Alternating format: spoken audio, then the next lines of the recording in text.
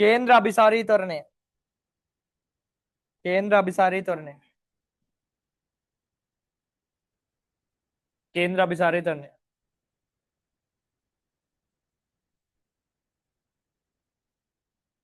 केंद्र अभिसारी त्वरणे ते अनेक यटते वृत्तचलिते येदेन वस्तुवं मत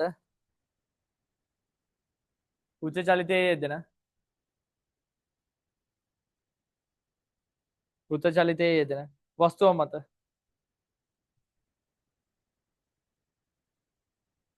සෑම විටම සෑම විටම චලිතපතේ කේන්ද්‍රය දෙසට යොමු වූ චලිතපතේ කේන්ද්‍රය දෙසට යොමු වූ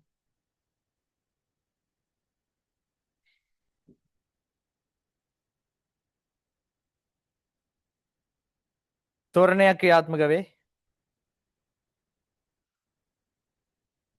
තොරණයක් ක්‍රියාත්මක වේ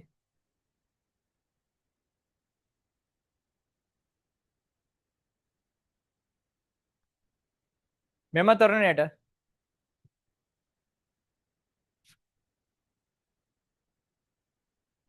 වස්තුවේ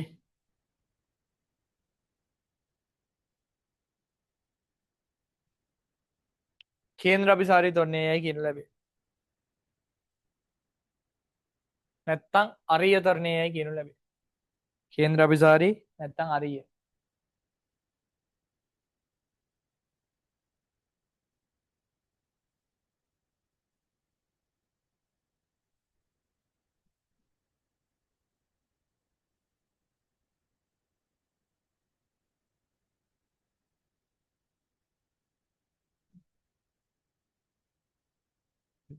මේක ගන්න මේක v මේක v කියලා හිතන්න v වේගයෙන් යනවා කියලා මේකේ ප්‍රවේග වෙනස මොකද්ද පසු ප්‍රවේගය මොකද්ද පසු ප්‍රවේගය කියන්නේ මොකද්ද මෙතන මේ ජනේලේ අරින්න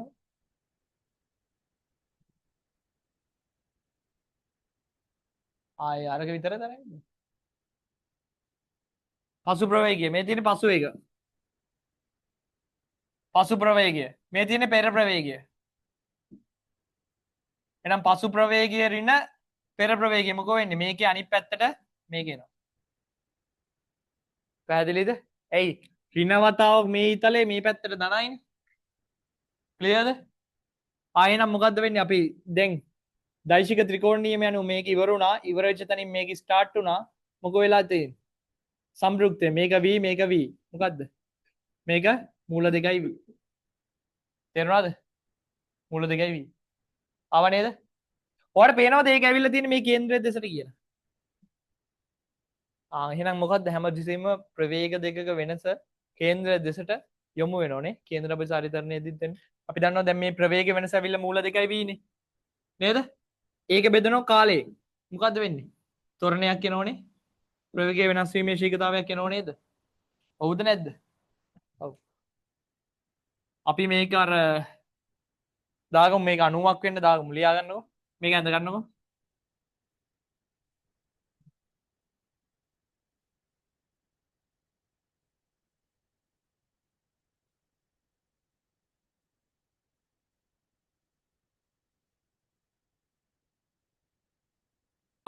මේක ඕනේ නැහැ ඒක නිකන් කරේ මේ තියෙන්නේ මේක භ්‍රමණය වෙන්නේ මෙහෙට නම් මේ තියෙන්නේ පසු ප්‍රවේගය මේ තියෙන්නේ ඒක මේ තියෙන්නේ පෙර ප්‍රවේගය මේ තියෙන්නේ ඒක පසු ප්‍රවේගයෙන් පෙර ප්‍රවේගය අඩු වෙනවා මේ තියෙන්නේ පසු ප්‍රවේගය මේ තියෙන්නේ පෙර ප්‍රවේගය ඍණ වතාවක් නැත්තම් මෙන්න මේක මෙහෙට ඍණ වතාවක් ඍණ v මෙහෙට ඍණයි මේ එකයි ධනයි නේද ධනයි එතකොට එන්නේ මේ වගේ එකක් ඔයාට මට මේක කියන්න ඕන කේන්ද්‍රයේ දෙසට ප්‍රවේග වෙනස සෙට් වෙනවා කියන එක විතරයි මේ ගානක් හදන්න ඕනේ නෑ මට කේන්ද්‍රයේ දෙසට හැමතිස්සෙම ප්‍රවේග වෙනස් වීමේ ශීඝ්‍රතාවය ප්‍රවේග වෙනස බලපානවා වැඩේ පැහැදිලිද හරි ලියා ගන්න කේන්ද්‍ර අභිසාරී ත්වරණය සිම්පල් a නම්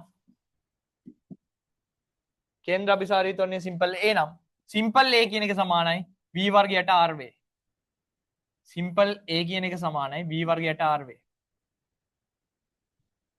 කේන්ද්‍ර අභිසාරී ත්වරණය සිම්පල් a නම් කේන්ද්‍ර අභිසාරී ත්වරණය සිම්පල් A නම් ඒක සමානයි v වර්ගයට r වේ.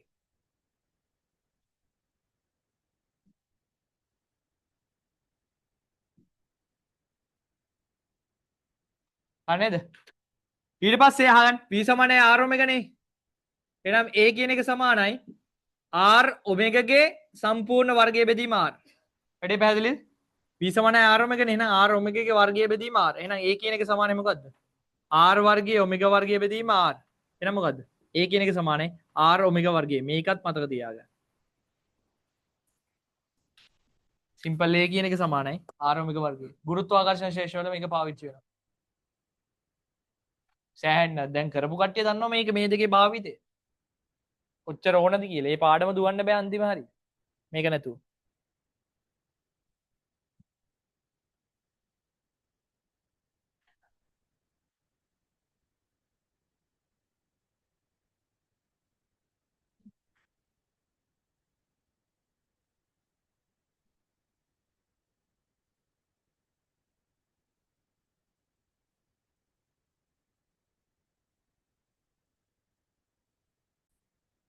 ගණන් ලියන්න පළවෙනි ගාන 1 මීටර් දිගැති තන්තුවක ලියාගන්න ගාන 1 මීටර් දිගැති තන්තුවක කෙළවරකට 1 මීටර් දිගැති තන්තුවක කෙළවරකට ස්කන්ධය 1000යි සෝරි ස්කන්ධය 100යි ග්‍රෑම් වූ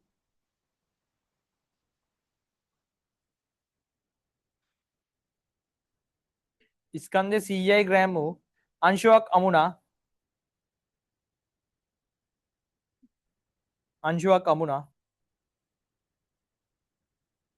අංශුව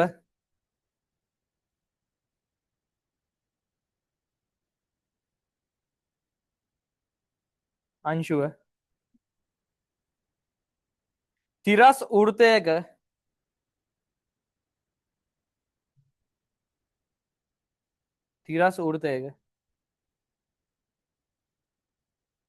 විනාඩියට භ්‍රමණ 120ක ශීඝ්‍රතාවයකින්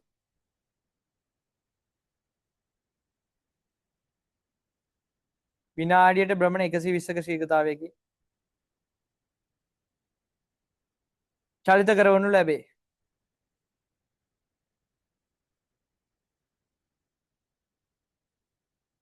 චලිත කරවනු ලැබේ. පාත සඳහන් දේ ගණනය කරන්න.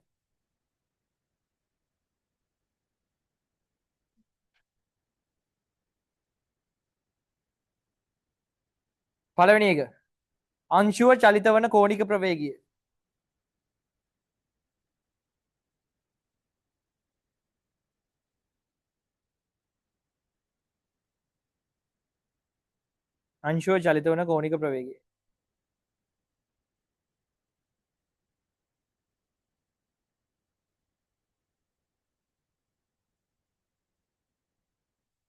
දෙවෙනි එක අංශුව චලිත වන වේගය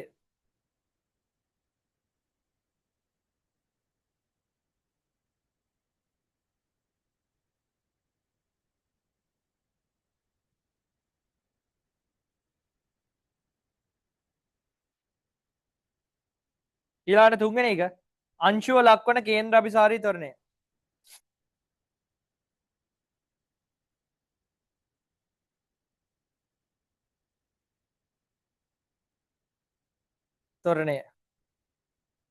ඊළඟ හතරවෙනි එක තන්තුවේ ආතතිය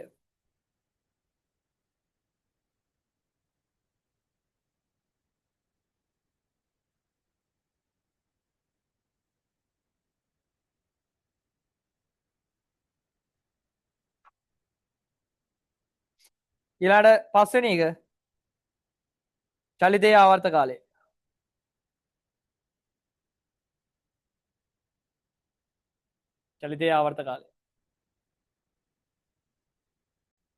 හරි ගාන හදන්න යන්නේ බලන්න සද්ද නවත්තන්න හරි සමහර දේවල් දිනනවා ඉතින් අපි කැමති උනත් නැතත් හරි අමුතු සීන් එකක් තියෙනවා සබහා දහමේ ඉතින් නීති වලට පටහැනි වෙන්න පුළුවන් භෞතික විද්‍යාවට විතරයි. හිතන්න භෞතික විද්‍යාව මේ වෙද්දි ෆෑන් හොයාගෙන තිබ්බ නැත්නම් ඔයාලට මේ වගේ රස්නෙක ඉන්න වෙනවා. ෆෑන් එකකුත් නැතුව. AC හොයාගෙන තිබ්බ නැත්නම් වැඩ කරන්නේ නැති එක වෙනම දෙයක්. ඒත් රස්නෙක ඉන්න භෞතික විද්‍යාව කරන්නේ ඔයාගේ ජීවිතේ පහසු කරන එක. පහසු කරලා අතිශය කම්මැලි මිනිස්සෙක් බිහි කරනවා. පාරේ අඩි 10ක් යන්න පික්මී එකක් ඕන තත්ත්වයට පත් කරනවා. මේ කඩේකට ගිහිල්ලා කෑමක් කන්න බැරුව ඕඩර් එකක් දාලා ගෙදරට කෑම කන තත්ත්වයකට පත් වෙනවා. ඒ වෙලාව විතරයි නිදහසේ ඉන්නේ. කඩේකට ගිහිල්ලා කෑමක් කන වෙලාවට පට්ට ෆ්‍රීඩම් එකකින් ඉන්නේ. චැට් එකක් එහෙම දාලා යාළුවොත් එක්ක.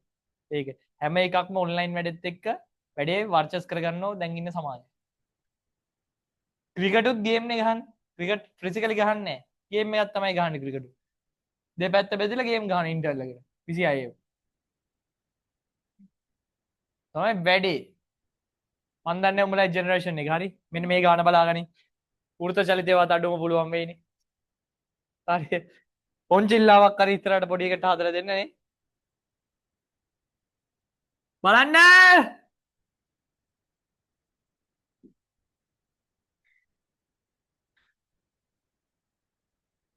එකයි මීටර් දිගැති තන්තුවක කෙලවරකට ස්කන්ධයක් 100යි ග්‍රෑම් වන මේක ස්කන්ධය කීයද? ග්‍රෑම් 100යි. ග්‍රෑම් වලින් ගාන හදනවද? කොබලන් ග්‍රෑම් වලින් ගාන හදපු පොඩි එකෙක් ඉන්නව නම් කියන්න. ඌ එන්න මේ මුල්ම සතියේ ඒකක පරිවර්තනය කියලා දෙන්න. හරි. ආවේ බබාලා වගේ දැන් තමයි පොරවල් වෙලා තියෙන්නේ. 1 මීටර්. හරි. පළවෙනි දවසේ ආපු විදිය මතකයි අපිට. හරි. එතකොට තිරස් ඌර්ත චලිතයක විනාඩියට වට කීයද? 120යි. විනාඩියට වට 120යි කියන්නේ තප්පරයට වට කීයද? 2යි. තප්පරයට වට 2යි කියන්නේ ඔමෙගා කියන්නේ මොකද්ද? ඔමෙගා සමානයි 25f. මේ f කියන්නේ වට ගාන. මේ 25 කියන්නේ sorry f කියන්නේ සංඛ්‍යාත. 25 කියන්නේ වට ගාන. මේ තියෙන ඔමෙගා. එහෙනම් ඔමෙගා 25 වතාවත් 2. එහෙනම් මේක 4.5. ෆෝකසින් එක මේකට විතරක් දෙන්න වෙන කිසිම දෙයක් ගැන හිතන්න එපා මේ වෙලාවේ. වෙන කිසිම දෙයකින් අපිට මේ වෙලාවේ වැඩක් නැහැ. වෙන කිසිම දෙයකින් මේ වෙලාවේ වැඩක් නැහැ. මේ වෙලාවේ වැඩක් නැහැ. පස්සේ ආයෙ වැඩක් තියෙනවා. හිතන්න. රැඩ් ඩේ ස්ට්‍රේන් එක. වැඩේ පැහැදිලි? ක්ලියර්ද? මුලින්ම අහන්නේ මොකද්ද? කෝණික ප්‍රවේගය නේද? කෝණික ප්‍රවේගය දන්නේම නැතුව මං හොයලා තිනවා. ෆයිට දාන්න ඕන 3.14. එක්සෑම් එකේ මේක ආදේශ කරන්නේ නැතුව මෙහෙම තියුවොත් ලකුණු නැහැ. 12.56 රැඩ් ඩේ ස්ට්‍රේන් එක. එක්සෑම් එකේ ඔයා මෙහෙම තියුවොත් ලකුණු නැත. මම අර සුළු කරන්න ඕන නිසා ලේසි වෙන්න කිව්වේ ඕක තියලා යන්න කියලා. එක්සෑම් එකේ තියන්න බෑ. මේක හරිනේ? මේ කිසිම ප්‍රශ්නයක් නැහැනේ. ඊළඟ කොටස v සමානයි මොකද්ද? r ඔමෙගා. මේ කියන්නේ අහන්න. r කීයේ? කතා කරන්න මාත් එක්ක කතා කරන්න වෙන දේවල් ගැන හිතන්න එපා මේ වෙලාවේ. 1යි. ඔමෙගා කීයද? ඔමෙගා 12.56යි. එහෙනම් වේගය කීයද? 12.56යි. ms ඍණ 1යි. ඊළඟට තුන්වෙනි එක අංශුව ලක්වන කේන්ද්‍ර අபிසාරී ත්වරණය. අංශුව ලක්වන කේන්ද්‍ර අபிසාරී ත්වරණය මොකද්ද දාන්නේ? a සමානයි r ඔමෙගා වර්ගය. a සමානයි r ඔමෙගා වර්ගය. r කියන්නේ 1යි ඔමෙගා කියන්නේ 4යි 5 ගේ වර්ගය. 16යි 5 වර්ගය. 5 කියන්නේ 3.14 ඒකේ වර්ගය. සුළු කරාම ආසන්නව එයි 158ක් වගේ. ආසන්නව 158ක් එයි. ක්ලියර් නේද? ඊළඟට තන්තුවේ ආතතිය මරුම කෑල්ල. තන්තුවේ ආතතිය මරුම කෑල්ල හොඳේ. තන්තුවේ ආතතිය කොහොමද ගන්නෙ? මෙන්න මේකට දාන්න f සමානයි මේ. ඔන්න දැන් වැඩේ කේන්ද්‍ර අபிසාරී ත්වරණය දැන් තමයි පාවිච්චි උනේ. මෙන්න මෙහෙට ත්වරණය තියෙනවා. කේන්ද්‍ර අபிසාරී බලය විදිහට තියෙන t. එහෙනම් t කියන එක සමානයි m a. m කියන්නේ 0.1යි. a කියන්නේ 158යි. එහෙනම් 15.8යි නිව්ටන්. 15.8යි නිව්ටන්. හරි නේද? හරි නේද මේ දක්වා හරිනේ? චලිතයේ ආවර්ත කාලය. t සමානයි 1යට f සංඛ්‍යාතය 2යි එහෙනම් ආවර්ත කාලය 0.5යි f කියන්නේ 2යි එහෙනම් 1යට 2යි 1යට ඒ කියන්නේ 1යට 2 කියන්නේ 0.5යි ක්ලියර්ද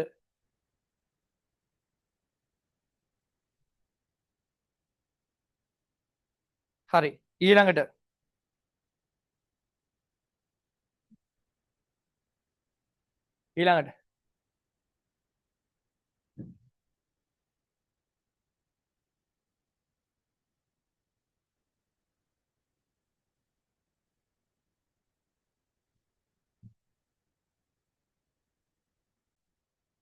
ඉහත ගැටලුවේ ඉහත ගැටලුවේ ඉහත ගැටලුවේ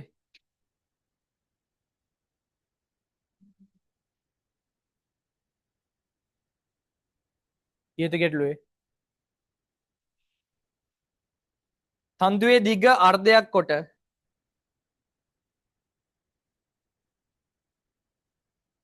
තන්තුවේ දිග අර්ධයක් කොට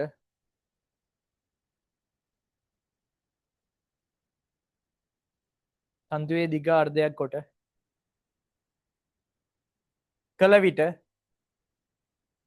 කළ විට භ්‍රමණ ශීඝ්‍රතාවය භ්‍රමණ ශීඝ්‍රතාවය මිනිත්තුවට වට 300ක් විය මිනිත්තුවට වට 300ක් විය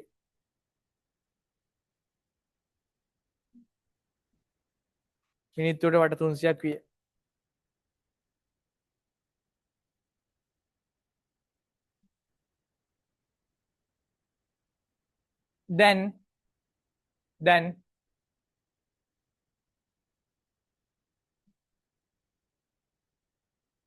දැන් තන්තුවේ ආතතිය සොයන්න තන්තුවේ ආතතිය සොයන්න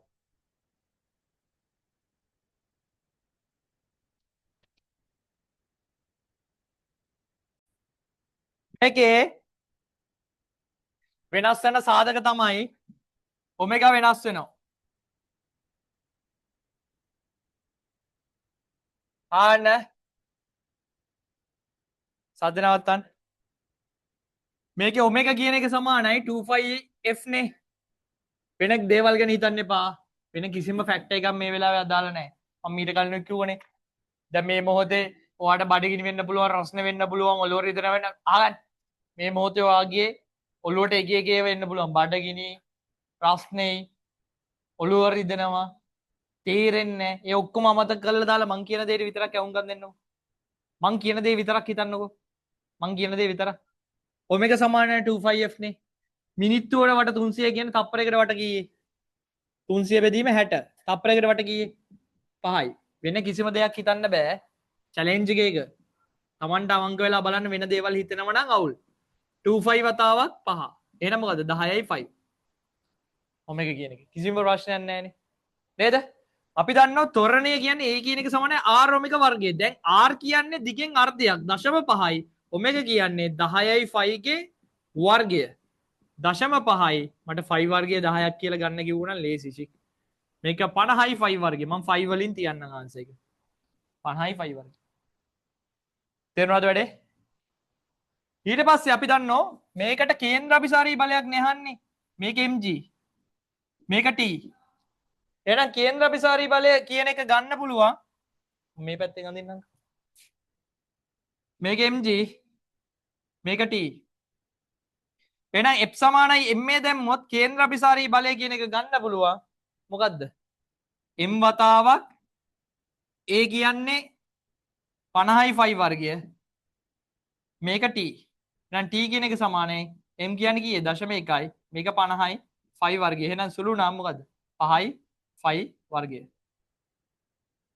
5 වර්ගය 9.8ක් වගේ ඒ කියන්නේ 9.8 පහෙන් වැඩි වෙනවම 49ක් වගේ 9.8යි එක පහෙන් වැඩි වෙනවා okay 49කට කිට්ටු ගණක් එයි හරිනේ හරි ලියා ගමු ඊළඟට ගාන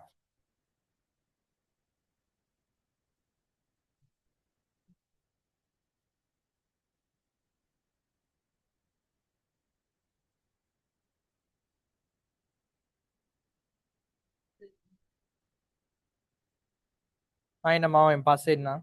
දැන් එන්න බෑ. බලන්න. ලියන්න මේ ගාන.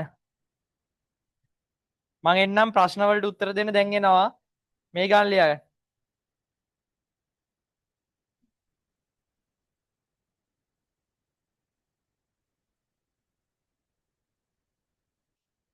ලියන්න. ස්කන්ධය 1000 කිලෝග්‍රෑම් වන ස්කන්ධය 1000 කිලෝග්‍රෑම් වන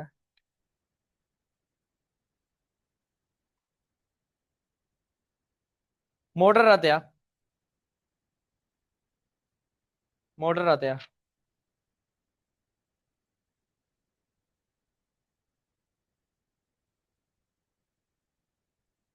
මෝටර් රථයක් උතාකාර හැඩයක් ඇති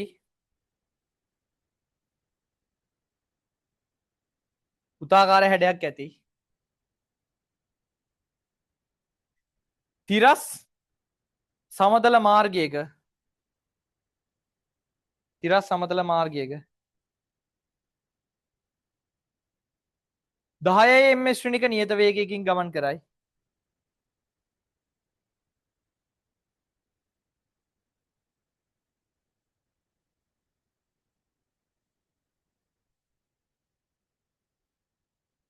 ගමන් කරයි. එය මාර්ගයේ 314 මීටර් දුරක්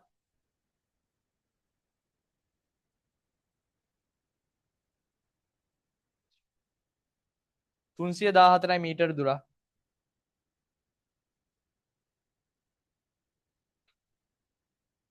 ගමන් කළ පසු එහි චලිත දිශාව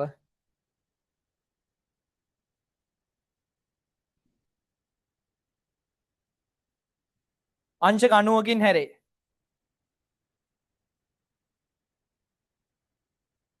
අංශක 90කින් හැරේ.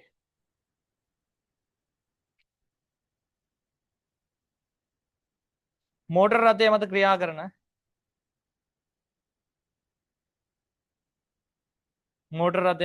කරන කේන්ද්‍ර අභිසාරී බලයේ විශාලත්වය සොයන.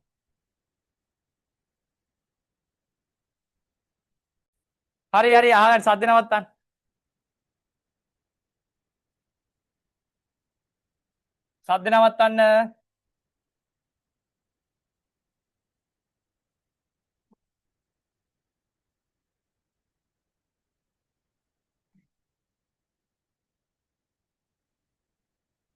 සද්ද නවත්තන්න. සද්ද නවත්තලා අහගන්න. බලන්න. ස්කන්ධය 1000යි. මෝටර් රථය උතාකාර මාර්ගය කියන්නේ. නේද? ආගන්න ස්කන්ධය 1000යි උතාකාර මාර්ගය කියන්නේ මෙහෙම එකක්. නේද? මෙන්න මේ දිග 314යි. මේ කෝණය 5 බෙදීම 2යි රේඩියන් වලින්. මට දාගන්න වෙනවා S සමානයි R θ. S කියලා කියන්නේ 314යි. R දන්නේ නැහැ. θ කියලා කියන්නේ අහගන්න. θ කියලා කියන එක අහගන්න 5 බෙදීම 2යි. මේකම ෆෝකස් කරපම් බං රත් වෙනවා ඊළඟ අවුරුද්දේ උඹට මේ වගේ කාල වෙද්දී. නැත්තම් හරි මේක නැත්තම් මේ ගුරුත්වාකර්ෂණ ශේෂ්ඨ බෑ. දන්න ඕනේ? සාක්ෂි ඉන්න ඕනේ නේ. ගුරුත්වාකර්ෂණ ශේෂ්ඨ කරන්න ගියාම ඇඬෙනවනේ. හරි මේක R බෙදීම 2යි 3.14යි. මේක 314යි. මේක 1යි මේක 100යි. මේක මෙහෙට ගියා R කියන එක 200යි. R කියන එක 200යි. ඊළඟට අපෙන් අහන්නේ කේන්ද්‍ර අභිසාරී බලය නේද? ඔව් නේද? මේක උතාකාර චලිතයක යද්දී මේකෙන් මේ පැත්තට බලයක් යදෙනවා. F සමානයි ma. m a කියන එක ගන්න හැකි v වර්ගයට r. m කියන එක 1000යි. v වර්ගය කියන එක කීයද? කීයද දුන්නේ වේගය? 10යි. 10 වර්ගය. 10 වැඩි කිරීම 10. R කියන එක කීයේ 200යි. එහෙනම් මේ බිඳුවට මේ බිඳුව මේ බිඳුවට මේ බිඳුව කැපෙනවා. කීයද එන්නේ? 500ක් නිව්ටන්. 500ක් නිව්ටන්. වැඩේ පැහැදිලි? ඔන්න බලය.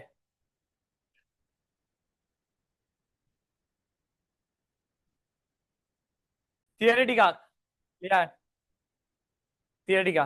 මේ තියරියෙන් ඉවරයි. මේ තියරියෙන් ඉවරයි. ගානක් වශයෙන් ඉවරයි කියලා කිව්වේ. හරියට ආගෙන හිටියේ නෑ ඒ වෙලාව රස්නේ එක ගා ඉඳලා. හරිද? ඒක විතරක් ඇහිලා තියෙනවා. පන්තිය මේ ගානෙන් ඉවරයි කියන එක. ලියන්න. උත චලිතයේ යෙදෙන වස්තු මත ක්‍රියා කරන කේන්ද්‍ර අභිසාරී බල. උත චලිතයේ යෙදෙන වස්තු මත ක්‍රියා කරන කේන්ද්‍ර අභිසාරී බල.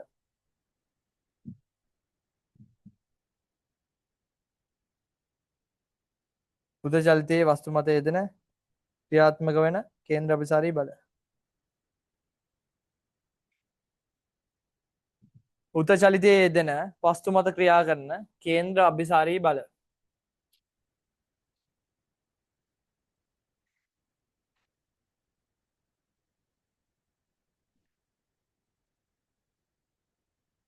මේකෙන් ඉවරයි. මේකෙන් ඉවරයි. ෂුවර් එකටම ඉවරයි. ලියන්න. ලියන්න. කේන්ද්‍ර අභිසාරී බලය යනු සත්‍ය බලයක් නොවේ. සත්‍ය බලයක් නොවේ.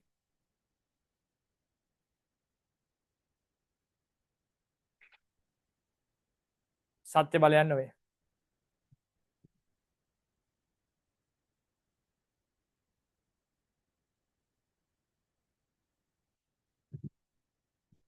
සත්‍ය බලයක් නෙවෙයි. වස්තුවක කේන්ද්‍ර අභිසාරී බලය ලෙස සලකනු ලබන්නේ වස්තුවක කේන්ද්‍රාභිසාරී බලය ලෙස සලකනු ලබන්නේ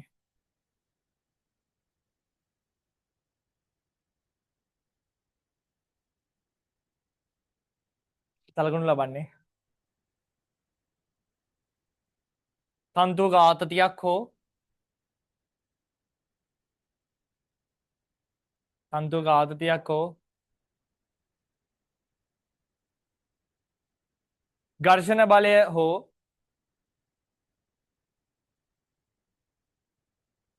අභිලම්බ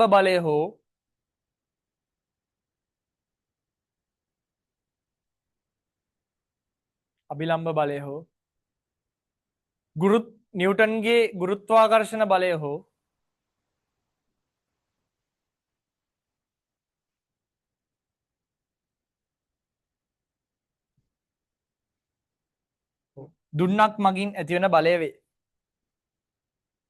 දුන්නක් මගින් ඇතිවන බලය වේ.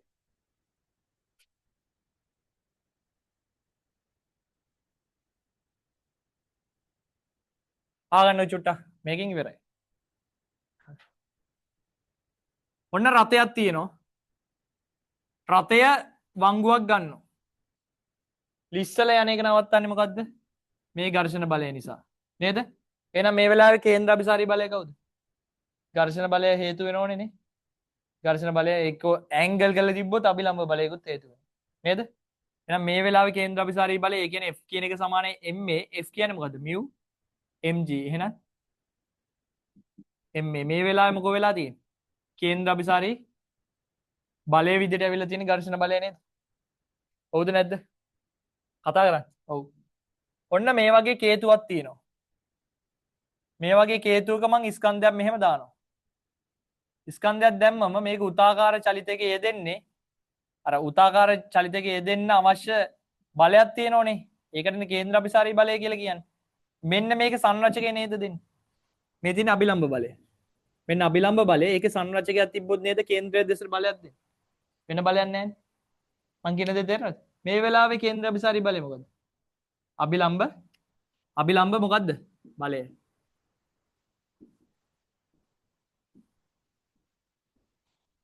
ක්ලියර්ද? ඊළඟට ඔන්න මං දුන්නක් ගැට ගහනවා මගුලා. දුන්නක් ගැට ගහලා අංශුවක් කරකවනවා. මේ තියෙන උතාකාර පතය. මේ හරිනම් බැලන්ස් වෙන්න ඕන. මේ හරියෙන් ගැට ගන්න. දැන් මොකද්ද වෙලා තියෙන්නේ? දුන්නේ බලය නේද කේන්ද්‍ර අභිසාරී බලය. මේක v වේගෙන් ගියා කියලා හිතන්න. දැන් මොකද වෙලා තින්නේ? f කියන එක සමානයි mv වර්ගයට r නේ කොහොමත් මේක mv වර්ගයට r නේ. මේ දුන්නේ අරය. මේක r කියලා ගත්තොත් mv වර්ගයට r. මේ f කියන්නේ මොකද්ද? k x දුන්නෙන් ඇති වෙන බලය නේද මේ වෙලාව. ක්ලියර්ද? දැන් තේරෙනවද උත්චලිතයේ පට්ට භයානකයි කියලා? මේ තියෙන්නේ නිව්ටන් නියම. මේ තියෙන්නේ ඝර්ෂණය. මේ තියෙන නිව්ටන් නියම ඝර්ෂණය ඔක්කොම. දැන් ඔයාලට තේරෙනවද මොකද්ද වෙන්න හදන්නේ කියලා? තේරෙනවද? එන්න ඔක්කොම එකතු වෙවි යන්නේ. හරි? ඊළඟට තව එකක් තියෙනවා ගුරුත්වාකර්ෂණ ශේෂ්ත්‍රවල. මෙහෙම ස්කන්ධයක් තියෙනවා m. මේක සිම්පල් m ස්කන්ධයක් තියෙනවා මෙහෙම. මේක කැපිටල් m. මේක සිම්පල් m. මේ දෙන්න අතර ආකර්ෂණ බලයක් ඇති වෙනවා. ඒකට කියන ගුරුත්වාකර්ෂණ බලය. ඒක මෙන්න මේ යගයට සමානයි. හිතන්න එපා මේක පාඩම එකක් නෙවෙයි. ඔහොම. එතකොට මේ F කියලා කියන්නේ ගුරුත්වාකර්ෂණ බලය. කේන්ද්‍ර අභිසාරී බලය විදිහට මේ වෙලාවට ක්‍රියාත්මක කරේ ගුරුත්වාකර්ෂණ බලය. මම මේක ගැන කියනකොට දැන් දන්න සෙට් එකක් ඉන්නවා. දැන් තේරෙනවද මම උගන්වන්නේ කොහොමද කියලා?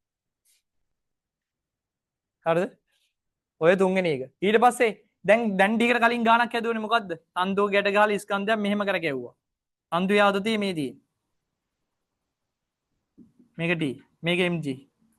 මේ තියෙන්නේ කේන්ද්‍ර අභිසාරී බලය. දැන් තේරෙනවද? එක ගානක් විතරක් මං හදලා ඊට පස්සේ තමයි ඒකේ කේන්ද්‍ර අභිසාරී බලයත් එක්ක තීරය කියලා දුන්නේ. මේ කේන්ද්‍ර අභිසාරී බලය මුලින් හොයන්න බැරුණා ටිප් සමාන m කියලා දාලා. ඒක මගෙන් අහගත්තේ. ඒක මං ඒක ස්ටාර්ට් එකේ කියලා දුන්නා නම් මේ වගේ තේරෙන්නේ නැහැ. මොකද්ද කේන්ද්‍ර දෙසට බලයක් තියෙන මොකද්ද ඒ ප්‍රශ්නයක්. මම ඒක ගානෙන් කියලා දීලා දැන් සිද්ධාන්ත ටික කියලා දෙන්න යන්නේ. එතකොට අපිට මේ වගේ ගණන් තියෙනවා හදන්න. මේ වගේ ගණන් තියෙනවා හදන්න. මේ වගේ ගණන් තියෙනවා හදන්න. මේ වගේ ගණන් ගුරුත්වාකර්ෂණ ශේෂ්ත්‍ර වල කොහොමද තියෙනවා? තව ගණන් විශේෂ තියෙනවා. හේතු අවලම්බනය කියලා එකක් තියෙනවා. එක එක ඒවා තියෙනවා. කාරණාව පැහැදිලිද? තේරුණාද වැඩේ? පැහැදිලිද? කේන්ද්‍ර අභිසාරී බල කියලානේ දාගත්තේ අපි. මේ උදාහරණ කියලා දාගන්න මේ තියෙන්නේ අර ඝර්ෂණ බලය. හරි මේ ලස්සනට චිත්‍රය තියෙන්න ඕන අහගන්න මේ මෝටර රථය වංගුවක් ගන්න වෙලා. මේ තියෙන්නේ ඝර්ෂණ බලය. මේ තියෙන්නේ තන්තුවක් ගැට ගහලා ස්කන්ධයක් යවන වෙලා. මේ තියෙන්නේ ආතතිය. එහෙනම් කේන්ද්‍ර අභිසාරී බලය මොකක්ද මේ වෙලාවේ? ආතතිය. මාක් කරගන්න ඕන හොඳේ. කේන්ද්‍ර අභිසාරී බලය කියලා. අලුත් බලයක් තියෙද කේන්ද්‍ර අභිසාරී බලය කියලා? නෑනේ. කොහේ හරි අලුත් එකක් මාක් කරාද නෑ. ඒකයි මම කිව්වේ සත්‍ය බලයක් නෙවෙයි කියලා. මේ බල වලින් හැදෙන එකක් විතරයි ඒක. ඊළඟට මේක මේ තියෙන දුන්නේ ආතතිය. කේන්ද්‍ර අභිසාරී බලය මොකක්ද කියලා මෙතන ලියන්න දුන්නෙන් ඇති වෙන බලය. දුන්නේහි බලය. මේකේ කේන්ද්‍ර අභිසාරී බලය. අභිලම්බ බලය මෙතන තව ඕනනම් ඝර්ෂණයක් තියෙනම් ඝර්ෂණය. අපි හිතමු අභිලම්බ බලය කියලා. සරලව. වැඩේ බැරි මෙතන තියෙන්නේ නිව්ටන්ගේ ගුරුත්වාකර්ෂණ බලය. එතකොට මේක තමයි අංක 1ට අඳින්න. මේක අංක 2ට අඳින්න. මේක අංක 3ට අඳින්න. මේක අංක 4ට අඳින්න. මේ අංක 5ට අඳින්න මම මේක කියලා දෙන්නම්. තේරුණාද? පැහැදිලිද? තේරුණාද? සටහන් ටික දාගන්න. මේ තියෙන්නේ කේන්ද්‍ර අභිසාරී බල. කේන්ද්‍රය දෙසට යොමු වෙච්ච බල තමයි කේන්ද්‍ර අභිසාරී බල කියලා කියන්නේ. මේ ටික මාක් කරගන්න ඕන කේන්ද්‍ර අභිසාරී බල කියලා.